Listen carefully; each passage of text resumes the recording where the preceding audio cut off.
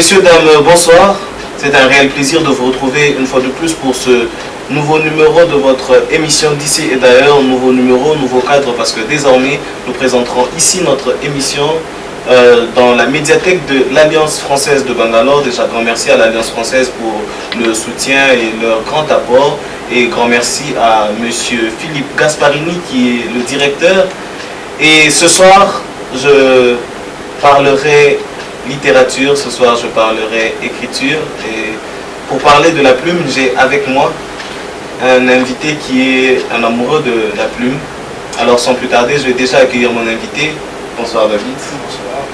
Comment allez-vous? Je vais très bien, merci. Ça va très bien, merci. Déjà, un grand merci d'accepter notre invitation. C'est moi qui vous remercie.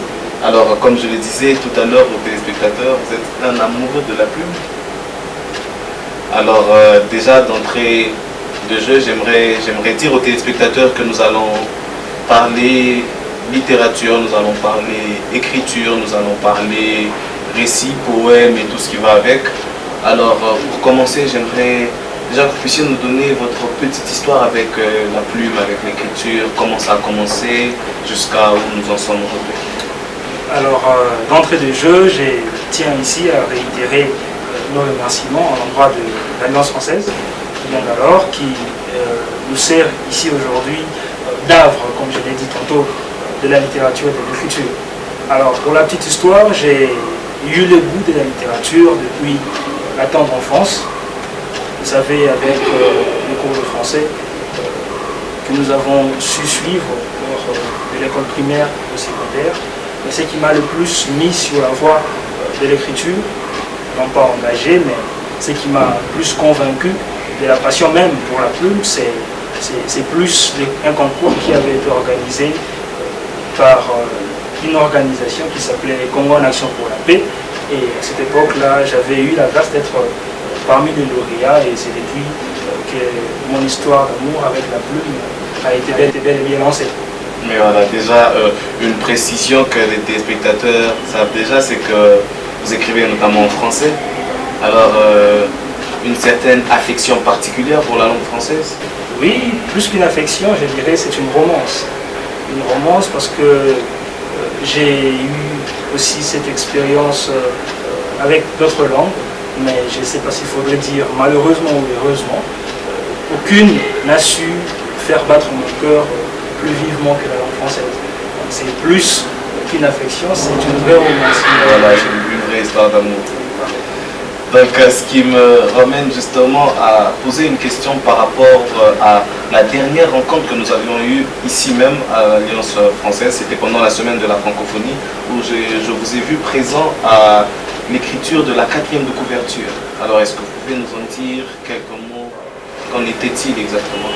Oui, il s'agissait d'un atelier organisé par l'Alliance française de Bangalore, un atelier qui avait été organisé, excusez-moi pour la répétition, c'était un atelier tenu par Madame Alexandra, et la directrice pédagogique de l'Alliance française de Bangalore. Alors, puisque à chaque fois qu'il s'agit d'écriture et de plumes, allez, on prend notre petit temps pour y participer.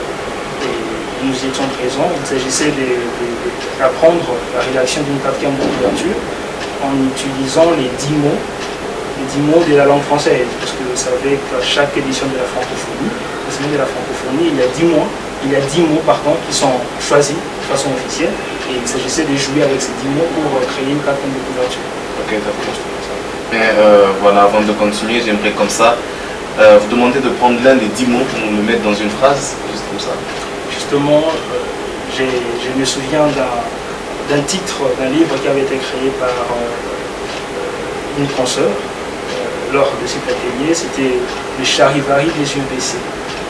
Le Charivari des yeux baissés, c'était un titre assez ambigu parce que le mot Charivari renvoie à une idée quelque peu festive, mais la fin de la phrase, des yeux baissés, renvoie à une expression mélancolique. Elle a su alterner, elle a su jouer avec ces deux expressions pour faire sortir une sorte d'oxymore qui était vraiment poétique et qui m'a vraiment marqué. C'est ça la phrase avec le mot Charivari, je dirais le Charivari des yeux baissés. Ah mais voilà, merci beaucoup, le Charivari des yeux baissés. Mais pour parler plus de vous, de votre écriture, j'aimerais d'abord commencer par essayer de savoir, est-ce que vous avez un écrivain particulier qui vous a quelque part motivé à emboîter le pas? Est-ce qu'il y a un mentor ou un modèle dans l'écriture? Parfaitement. Ça dépend du genre ici. Pour le genre poésie, allez, je vais surprendre quelques-uns. Il y a Victor Hugo. Ce n'est pas assez surprenant parce que c'est quelqu'un d'assez classique. C'est un auteur prodigieux, vraiment fabuleux. Victor Hugo m'a profondément marqué. Et a profondément inspiré d'ailleurs la plupart de nos œuvres. Mais il y a aussi Charles Baudelaire. Charles Baudelaire, c'est plus par les caractères insolites même de ses œuvres. Charles Baudelaire, c'était quelqu'un qui savait faire sortir des concepts et des images des fois inespérés et inattendus. C'est cet auteur-là qui a su, ces deux auteurs, allais dire, qui ont su comme ça forger ma plume et imprimer une certaine cadence. Sur le plan prose, en matière prosaïque, c'est John Steinbeck, l'américain, le prix Nobel, qui m'a aussi profondément marqué. Et ça, c'est depuis l'école secondaire, avec des œuvres comme Les souris et les hommes et La paix. C'est cela, au fait, mes romans préférés. Mais à vous entendre, j'en ai comme l'impression que c'est plus les occidentaux et les écrivains classiques qui vous ont un peu plus emballé. Or, aujourd'hui, l'Afrique, le Congo essaye de, tant soit peu, prôner les auteurs de la négritude. Aucune similitude entre vous et ces auteurs africains? Aucune similitude, je ne dirais pas. Il y a quelques points, parce que nous avons eu aussi à Lille des auteurs africains, Cheikh Anta Diop, Amadou Ampatiba et autres. Mais malheureusement, vous savez, il n'est vraiment pas objectif de juger les goûts et les couleurs. Et en ce qui me concerne, j'ai cet attachement, cette affection pour l'écriture classique. Allez, l'écriture, je dirais médiévale, parce qu'il en va non pas juste pour l'écriture, mais aussi pour certains, pour les styles de vie même de cette époque. Ce sont des faits auxquels j'attache une importance assez particulière. Ce qui concerne les auteurs de la négritude, les auteurs africains, c'est vrai qu'ils écrivent très très bien. Il y a vraiment des génies, et l'Afrique grouille comme ça des talents littéraires, mais pour ce qui est d'arrêter ici des mentors, d'arrêter ici des gourous même de la plume, je crois que le choix subjectif, on peut bien l'objecter, que j'ai fait, c'est celui de marcher sur les traces des auteurs classiques qui, eux aussi, d'une certaine mesure, ont inspiré les auteurs de la négritude. Voilà, mais est-ce qu'il y a une parole particulière ou un souhait particulier par rapport à des jeunes talents grandissant aujourd'hui africains qui peut-être emboîteraient aussi facilement le pas des auteurs de la négritude? Un petit conseil peut-être ou un petit recadrement par rapport à toutes ces personnes qui peuvent être des confrères ou des personnes qui aspireraient au même métier que vous, des petits conseils ou une petite parole pour essayer de les recadrer, ce qu'il faudrait ou ne pas? Justement, les recadrer, je ne crois pas. Peut-être ici, vous savez, on écrit, l'écriture c'est d'abord une question de l'âme. Vous savez, c'est une âme qui s'exprime, c'est les tréfonds de chacun que l'on prend avec une bonne poigne d'audace pour les coucher sur papier. C'est avant tout le fin fond de soi-même, en fait, dans l'esprit de la sorte. Par conséquent, tout ce que l'on suit comme style, parce que dans le fond, si ce que l'on emprunte chez un autre écrivain, c'est des fois juste le style. Le style, il y a un certain courant, il y a un certain débit chez tel ou tel auteur, alors on essaie de prendre ces petits matériaux pour comme ça édifier, en fait, pour construire cet édifice qui est un roman, un poème, quelle autre œuvre littéraire. Alors je ne pourrais pas aujourd'hui m'ériger comme étant, allez, au roulage même de l'écriture, de l'inspiration des uns et des autres. Tout ce que je peux comme ça lancer comme message à mes cadets, à ceux qui sont en train de grandir dans la plume, c'est de pouvoir s'attacher au style qui leur échappe. Voilà, à ces styles qui les a séduits. Parce que, en fin de compte, forme sans fond ne veut rien dire. Et fond sans forme aussi, ce serait une grosse perte. Mais là maintenant, j'aimerais que nous puissions quand même entrer dans votre plume, donc écrit dans votre univers, avant bien sûr de revenir peut-être sur certaines généralités de l'écriture, mais j'aimerais que là nous puissions parler de vous. Alors, on fait comme ça, je vous dis, Etchemi, expression de la vie sous tous ses angles. Qu'est-ce que vous dites? Etchemi, c'est d'abord un recueil de poèmes. C'est un recueil de poèmes. Un recueil de poèmes. Des poèmes, les préludes de mon expérience littéraire. Alors, Etchemi signifie tout simplement mes voici. Avec mes expériences, avec mes espoirs, avec mes désespoirs, avec mes mélancolies, avec ma nostalgie, avec mes rêves. C'est ainsi que je me suis présenté tout simplement à ces mondes littéraires qui s'impatientaient justement à me connaître. Je suppose, en tout cas je présume. Et voilà, l'expérience de la vie sous tous ses angles, c'est parce que j'apporte du vécu dans ces poèmes. Ce ne sont vraiment pas des œuvres de science-fiction, ce sont des faits pour quelques-uns. Je dirais un poème comme Aminata, c'est une histoire vraie, une histoire réelle, que j'ai couchée sous forme de vers. Et voilà, donc chaque poème raconte une histoire et la trame du poème, c'est le résumé, c'est le condensé d'une expérience de vie. Alors c'est ainsi que je l'ai sous-titré, l'expérience de la vie sous tous ses ans. Mais justement, vous étiez en train de dire que c'est un peu comme votre prélude. Et moi, j'aimerais justement parler du prélude de Etchemi. Je vais essayer de lire là quelques phrases, je ne pourrai pas toutes les lire, faute de temps. Vous dites dans le prélude de Etchemi, justement, vous dites « Il est de ces mers qui vous convient au voyage, de ces ruisseaux qui coulent, leur sillage, leur tréfonds aussi attirants qu'effrayants, desquels des sirènes chantent adorablement. » Alors déjà, j'aimerais dire félicitations et bravo pour ces rimes qui sont très bien placées. Alors une inspiration spécialement pour ce prélude? Justement, une inspiration spécialement pour ce prélude, c'est ma tendre chère rivière, la rivière Angélie. J'étais dans mes escapades, comme ça en train de la contempler.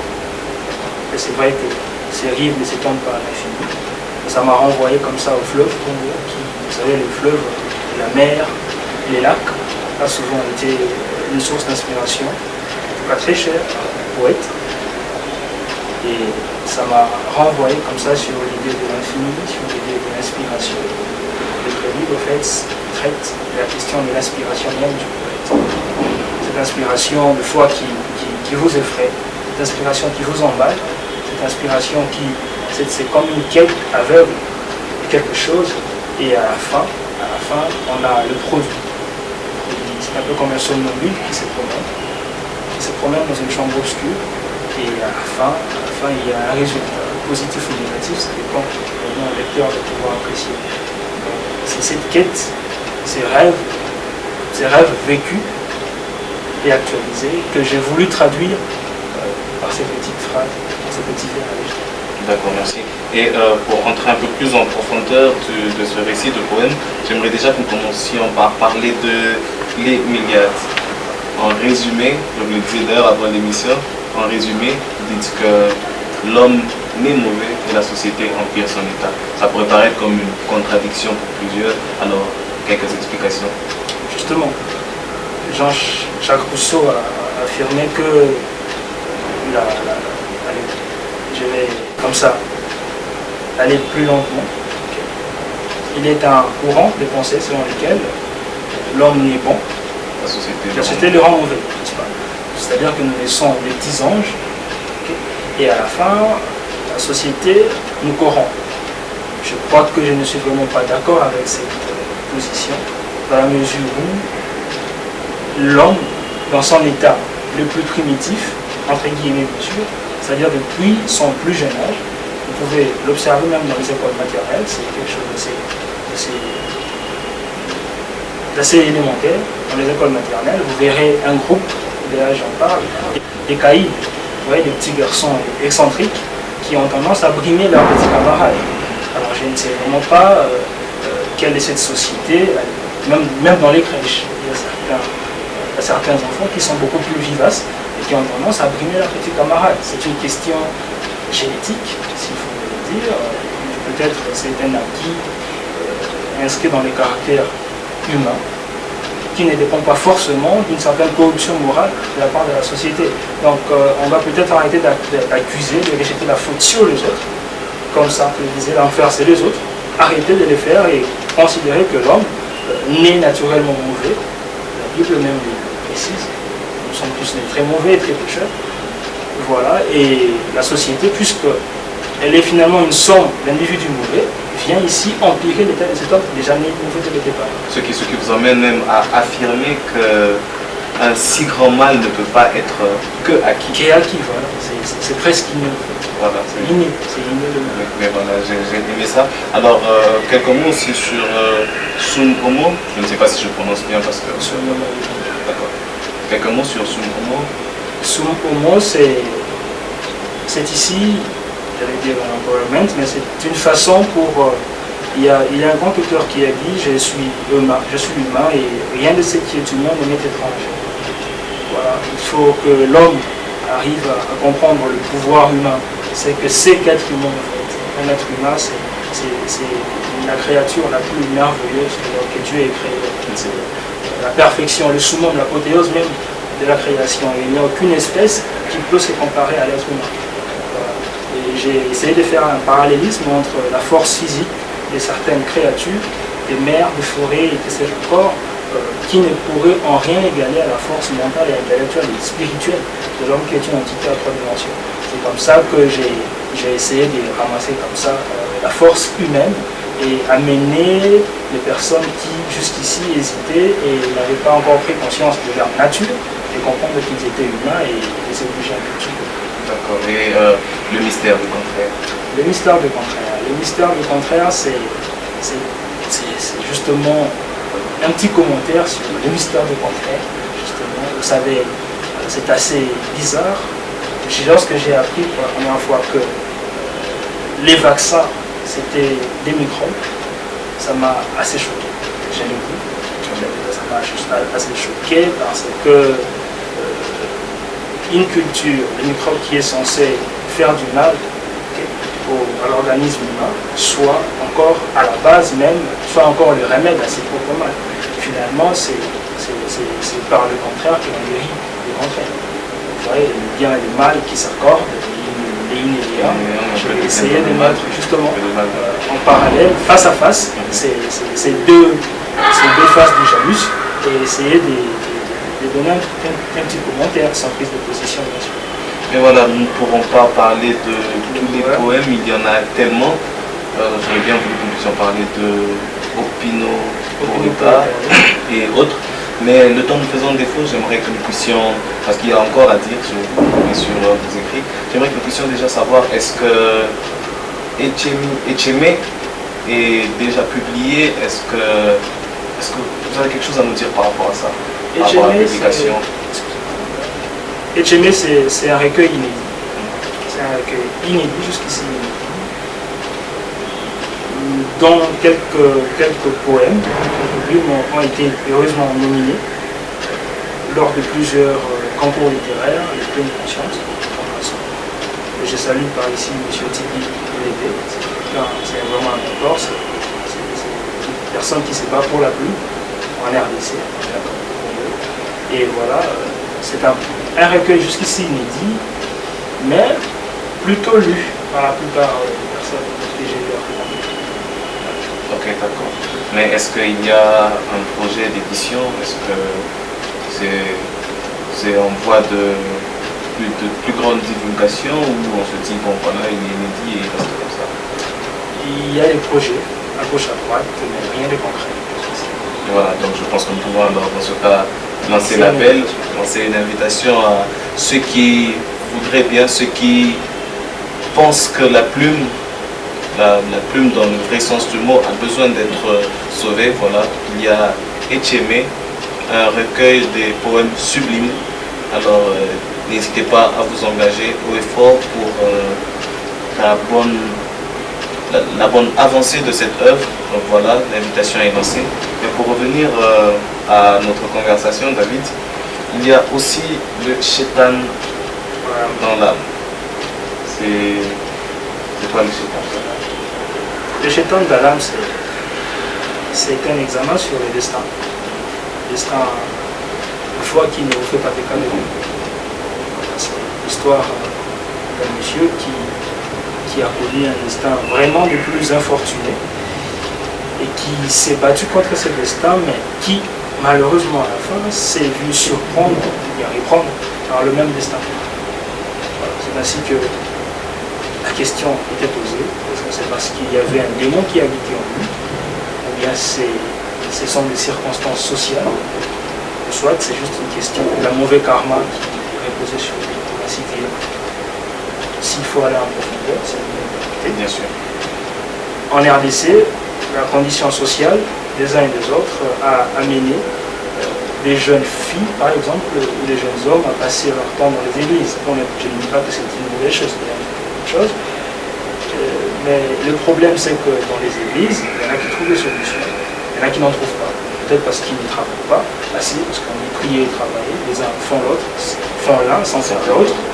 Et voilà, ils prient sans travailler, et finalement, il n'y a aucune réponse concrète.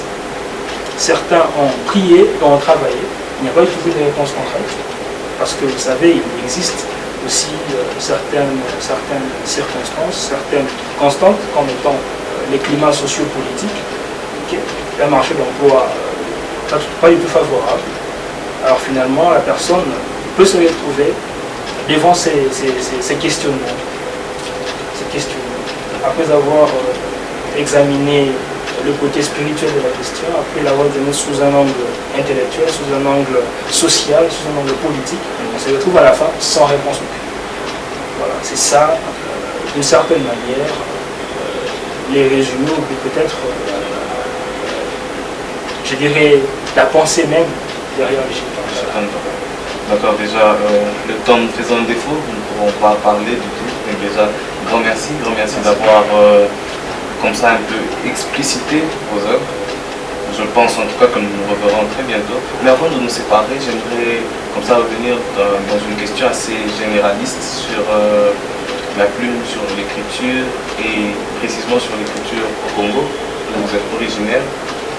Alors, quelles sont les avancées que vous avez peut-être pu noter ou notifier de l'écriture congolaise, ou encore quels sont les tares que vous avez pu notifier? La politique, je commencerai par les avancées. Nous avons essayé de nous battre sur place en RDC avec un groupe d'amis, un cercle, la plus musicienne, que je salue ici. On s'est battu et on a essayé de faire un pas, parce qu'à une certaine époque, il y avait des personnes qui auparavant ne lisaient pas du tout, qui avaient finalement compris l'utilité même de la lecture, qui avaient finalement compris, des personnes haut placées, qui avaient compris que finalement il y avait un certain potentiel littéraire enfoui dans le jeune Quinois, qui ne savait pas que danser et voir comme on l'a souvent chanté. Voilà. Il y a eu des efforts malheureusement assez sporadiques et individualistes qui se sont arrêtés en si bons chemins. Des avancées, justement, des avancées, mais des avancées timides. Des avancées timides qui, à eux seuls, ne sauraient vraiment pas résoudre cette équation. Et tard, par rapport à la politique du livre, je disais une politique du livre inexistante en RDC, une promotion du livre aux abonnés absents, avec le problème que nous connaissons à RDC, il semble que les décideurs ont jeté leur dévolu d'une certaine manière sur certains aspects de la culture. Or, les livres et l'écriture constituent, à mon sens en tout cas, le support même de cette culture. C'est ça l'état fondamental que nous devons ici décrier par rapport au monde du livre en RDC. Et je crois en tout cas qu'au rythme où ces choses évoluent, dans les choses, peut-être qu'être écrivain en RDC peut être déclaré peut-être par l'UNESCO comme une espèce en voie de disparition. Mais voilà, pour justement éviter de déclarer l'écrivain en RDC comme une espèce en voie de disparition, j'aimerais pendant quelques secondes te laisser le temps de passer un message qui, je l'espère, sera entendu par des personnes qui pourront agir par rapport à la plume en général et la plume en RDC. Ce sera votre mot de la fin avant que nous puissions nous séparer avec Oui, comme mot de la fin, j'aimerais juste ici lancer un appel, un message aux personnes de bonne volonté, aux personnes qui comprennent qu'il n'y a rien de plus noble que la plume est une force qui permet de dénoncer, une force qui permet de louer, une force qui permet de consacrer dans l'immortalité les personnes et leurs œuvres, une force qui permet d'amener à un certain point notre culture, notre identité. La plume, au fait, c'est l'expression de nous-mêmes. Et en tant que nation, en tant que peuple, nous devons essayer, dans un sursaut d'orgueil, de nous réveiller, enfin de pouvoir dire non, de mettre un terme à cette hémorragie, parce que je voudrais rappeler ici à certains que la sombre époque du paternalisme est bel et bien révolue. Merci beaucoup. Merci déjà d'avoir accepté notre invitation. J'espère en tout cas que ce n'est pas la dernière fois. Nous nous retrouvons parce qu'il y a tellement à dire, mais le temps nous faisant défaut. Nous nous retrouverons sûrement pour encore parler de la plume et de l'écriture. Donc voilà. Chers téléspectateurs, c'était là votre émission d'ici et d'ailleurs. Cette émission qui est un produit de T-Impro Studio, en collaboration bien sûr avec la communauté congolaise de Bangalore et avec l'Alliance française de Bangalore. Grand merci à la communauté congolaise, grand merci à l'Alliance française, grand merci encore une fois à M. Philippe Gasparini. Suivez-nous sur les réseaux sociaux qui sont en bas de vos écrans chaque jeudi. Et je dis un grand merci aussi à toute l'équipe, un grand merci à Tony Simbi, à Given Fungula et de ma part, Moïse Mwamba, votre présentateur. Je vous retrouve déjà le jeudi prochain et bonne semaine.